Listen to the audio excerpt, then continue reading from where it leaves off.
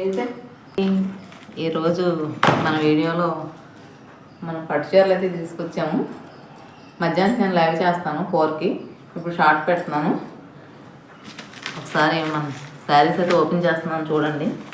అందరూ కూడా మధ్యాహ్నం నుంచి లైవ్కి రండి. లైవ్లో మొత్తం ఏమున్నాయనేది చూద్దరు కానీ. ఓకే.